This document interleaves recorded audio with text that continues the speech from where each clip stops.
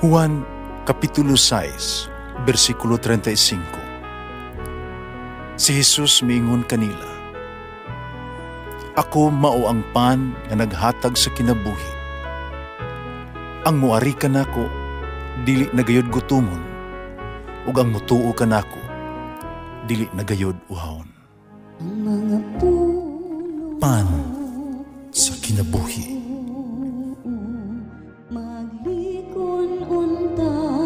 Sa mong pagtuo o gagakakabi sa pagtuman sa imong mahal nga kasuguan. Ang ginumana kaninyo, Santo si Ebanghelyo sumala ni San Mateo. Migamit na usab sa Jesus o mga sambingay sa iyang pagpagigsulti sa mga tao. Ang gingharian sa langit sama sa usa ka hari nga naghikay og usa ka kumbira sa kasal alang sa iyang anak nga lalaki. Gisugo niya ang iyang mga sulugoon aron pagpahibalo nga ang mga dinapit nga patuon na sila sa kumbira. Apan may balibad ang mga dinapit. Busa, nagsugo siya laing mga sulugoon o giingnan niya, "Sultihin ninyo ang mga dinapit nga andam na ang kumbira. Giihaw na ang ako ang baka o ang gipatambok nga nati o nahikay na ang tanan. Pangari na kamo sa kumbira sa kasal." Panwala magtagad ang mga dinapit. Nagpadayon sila mga buluhaton.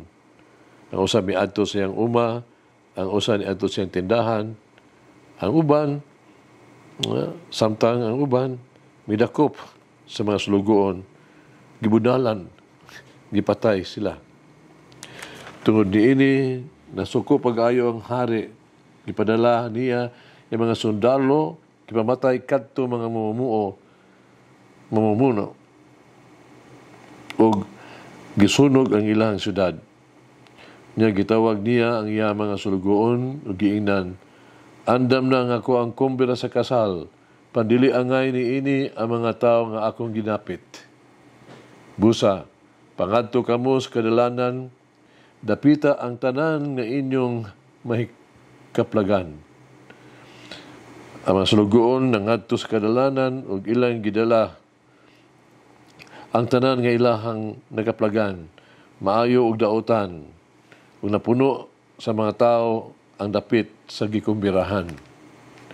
Unya, misulod ang hari aron pagtan-aw sa mga dinapit. Panakita niya, usa ka tawo nga wala magsulo sa bisti sa kasal. Gibangutanan siya sa hari, "Higala, kung sa man nimo pagsulod dinhi, wala ka man magsulo sa bisti sa kasal." Para wala mo tingog ang tao. Namiingon ang hari sa iyang mga tinusulugoon, "Gapusan ninyo ang iyang mga kamot, tiil o ilabog siya ngadto sa kangitngitan sa gawas. Dito maghilak siya magkagot ang iyang ngipon." Gitapos na Jesus sa sambingay sa pag-ingon, "Kay daghan ang gidapit, apan diutay ra ang gipili." Ang Ebanghelyo sa Ginoo. Pasalamati ang Ginoo, kay siya maayo. Ang iyang gugma mulungtad, hangtod sa kahangturan. Pasalamati ang Diyos sa tanang mga Diyos. Ang iyang gugma malungtaron, pasalamati ang Ginoo sa mga Ginoo. Ang iyang gugma balungtaron.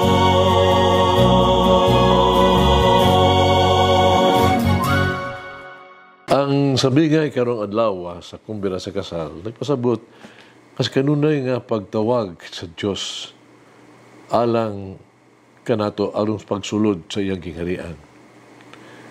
Iyang panawagan, gihatag tungod sa iyang kaayo. Ang iyang pagpili kanato may usa ka gasa.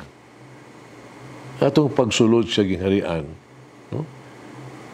Kini tungod sa grasya sa Ginoo. Wala tayo gitawag na to claim, no? O katungod sa iyang tawag.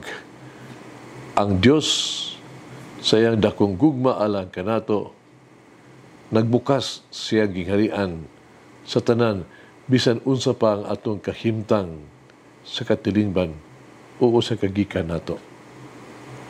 Apan ang iyang tawag nagkinahanglan og usa ka tino sad dedikado nga tubag. O nga to ang tubag mao pagpahiangay sa iyang mga lagda, sa iyang mga pamaagi. Kinahanglan ipauyo nato ang atoang kaugalingon sa iyang kabubuton. Sa padayon nga pagtawag sa Dios, kailangan natong tugutan ang atoang kaugalingon nga mausab pinaagi kaniya. Kita kinahanglan gyud magsulob sa sapot sa bisnis sa kasal. Ang atoang mga bisnis sa kasal nagtumong sa tuang kinabuhi, nagibistihan sa maayong mga buhat, matinud-anon nga mga serbisyo. Nagpasabot kini, kabisan kinsa nga mutuman sa tawag sa Dios, kinahanglan magkinabuhi nga sulundon o ethical nga pamaagi sa kinabuhi. Tarong. Sa Ebanghelyo karon ang adlaw, atong makita, no? Ang tulo ka matang sa pagdumili sa tawag sa Dios. Una, kato silang himpit nga wala magtagad sa imbitasyon. Samtang sila milakaw o usa nato pa do isang uma, ang usa nato siyang negosyo. Napakita sila walay pagtagad sa pagpangandam gani. No? Saka itawag to sa kabuutan sa tagbalay sa Ginoo sa iyang awhag kanato imbitasyon. Nagunahuna lamang silang kaugalingon, silang panginahanglan, o silang kaugalingong kalihukan. Kaya nag-ibinto pa sila mga gagmay kay mga pasangil. Sa mapaagi, ang mga tao lagmit mahimo sa side ta magkapuli kita sa mga para mabaliwala nato ang tawag sa Dios. Ato ka na mahimo. Ang mga tao mas gusto sa ubang mga butang kaysa kalihukan. Ngay kaysa malagmit, kaysa malambigit sila sa buhat sa Diyos. Ikaduha, gawa sa dayag nga pagdumili, sila bidangop gani o gitawag tog kapintasan. No? Ang mga sulugoon, nagipadala sa hari, nga naghatag o imitasyon, ginagmalan o gipatay. Kini pagdumili o pagpatay, kini nagpadayag kini sa usa ka sa gibuhat ngadto sa mga pinili, no? Kakatawhan ngadto sa mga propeta nga ipadala sa Dios ngadto kanila.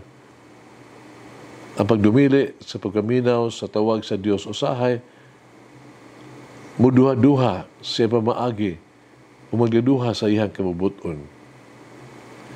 Kawas magdumili sa iyang pagdapit, sa kita milap-mulapas sa mga sugo o pagbuhat o sukwahi sa unsay gusto sa Dios gikan kanato. Ikatulo, ang pagdumili ipakita usa pinaagi sa dili hingpit nga pag-andam nga walay kasing-kasing, no, nga limpyo kasing-kasing. Ang bisita nga wala magbistis sa kasal, nagpasabot sa kinaiya sa pagpapakita lang, no? Pagtambong lamang. Ang mga tao may tambong. Paano wala sila itawag itong aktibong, dili sila andam. Gitubag sa mga taong imbitasyon sa Dios, apan pagkahumanon, nibalik lang kaya po sila sa kanhin nilang kinabuhi. Samtang ang usak mutubag sa tawag sa Dios, kinahanglan siyang magkabig. Ang kinahanglan nga ang mga kamot sa Dios mukabig kaniya, umausab sumala sa dagway sa Dios. Ato mga tanong karon atong kaugalingon. Ito na ba mga kausaban o pagkakabig sa itong kinabuhi? Ato ang kinabuhi ba o sa mga kinabuhi sa pagtubag? O sa kooperasyon? O sa pag-alagad sa Diyos?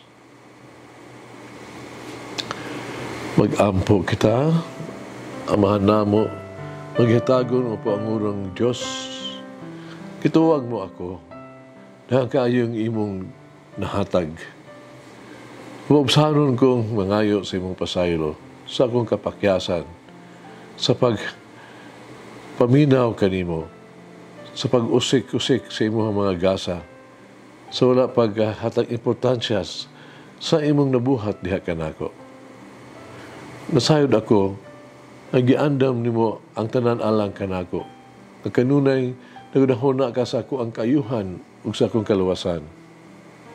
Pasaylo ako sa pagunahuna uban pa mga buhat kaysa ipunting ako ang atensyon o mga aksyon diha kanimo. Kasubo ko ang pagbaliwalawa kanimo. Pagsalikway kanimo. Kasubo ko ang pagpili sa mga butang sa mga tao imbis nga muduol kanimo alang sa imo mga tubag ug solusyon. Amen. Mama Mary, Queen Mother, Reyna sa Kabisayan, help me to wholeheartedly respond to the invitation of the Lord. Halangin ang Diyos magagahom sa tanan, Amahan, Anak, Espiritu Santo. Amen. May the Lord of the divine mercy bless us all, heal us from all diseases and suffering. Ayun unta niya kita, tanang mga sakit na sa lawas o sa kalag, body and soul.